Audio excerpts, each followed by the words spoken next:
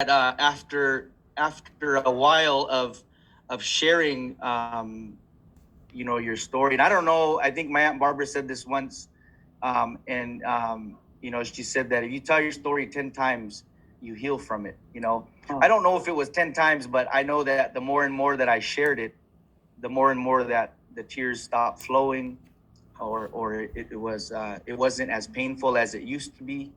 And so, yeah, I really look at it from that perspective that, I'm the co-author to my book of life, and I'm gonna rewrite it, and it's gonna be beautiful. It's gonna be, healing.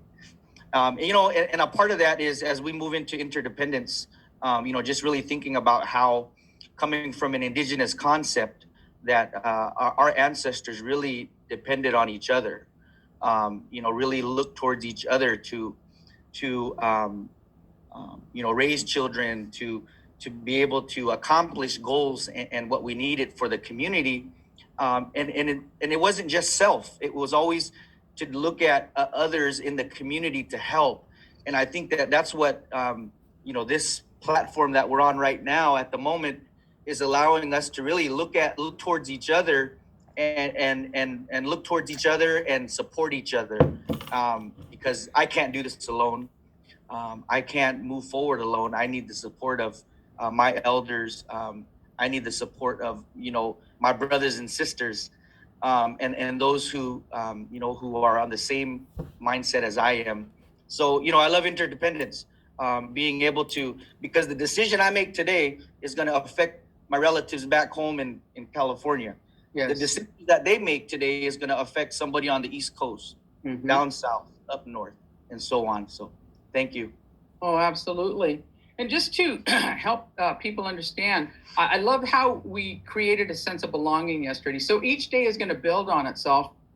We are capitalizing on mastery today, especially when we go into our evening sessions or afternoon sessions on the naloxone training, definitely our youth mentorship, and all the other breakout sessions where you'll have an opportunity. And Michelle, I like how you're asking the adults to observe what's going on. And in our circles in the Gonas, we like to say you're a witness. You're going to be a witness.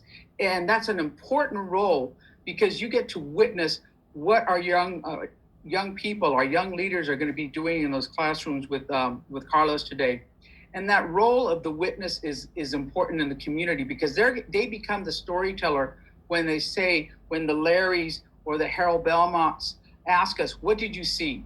What did you hear? What did you feel? So an interdependence is about honoring the ceremony, being a witness or a participant in the talking circles, definitely identifying challenges or what we call problems in the community, but more importantly, creating solutions.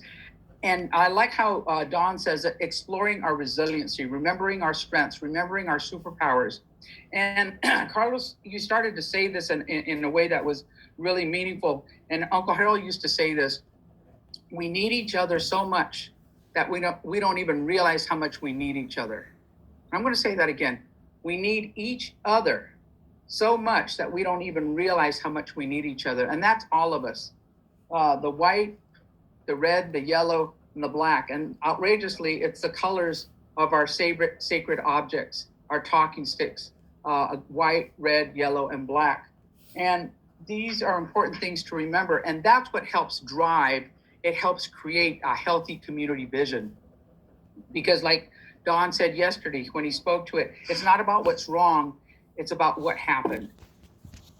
So how do we start doing that? By playing together like we did this morning, moving together, being willing to take a healthy risk, and to just be silly with each other, because that's part of it. More and more scientists are studying play. How do we play together? And just noticing that even animals play together. Now there's videos of crows sliding down a snowy roof. And which then brings us to generosity, which we'll continue to explore, because it's not just about taking, it's about thinking, how do I give back to community? And I know I'm going to be asking you later on, what kind of commitment can you make about how do you make your community better? Because it's not about those guys over there making the community better. How do I make my community better? And part of that is making a commitment to the team through our traditional activities. And that requires us to create a plan, some sort of plan. And in our communities, it asks us to do a ceremonial giveaway, which isn't always something tangible, but it's a commit. If it's public commitment to what you're going to do, and then those others witness you making a commitment. Because once you say it out loud, once you tell people, "Oh, I'm going to be going to the gym," or "I'm going to be I'm going to volunteer over here," or "I'm going to be supporting this basketball team when doing our working with our youth," people expect that. They expect some follow through. So again, I'm going to ask my relatives here, Don and Carlos, what would you like to share on generosity as you understand it? And what are some of the teachings that you've harvested over the years in regards to generosity? And maybe there's a story in there. Yeah. So generosity, building off that interdependence that Amy just talked about, that's where we're called to have visioning. And we talked a little bit yesterday about visioning. Healthy visions are a practice skill for us, for folks who've been impacted by levels of trauma. Growing up alcoholic family, I knew it was a practice for me to see what would be a different norm than growing up in chaos, or growing up, like, to become man was go to jail or get in gang or sling drugs, right? That was my concept of what a man was. How could I vision something different? I had to be exposed to different things to have that vision. That was a practice skill. So generosity is asking us, and I think of generosity in twofold. It's what's our commitment to see this vision that we're talking as a collective, maybe for myself, my family, community, on those levels. And then, more importantly to me is, what are you going to do to take care of yourself in order to follow through on that vision? Because the liberation, the revolution starts with one, and it starts with yourself.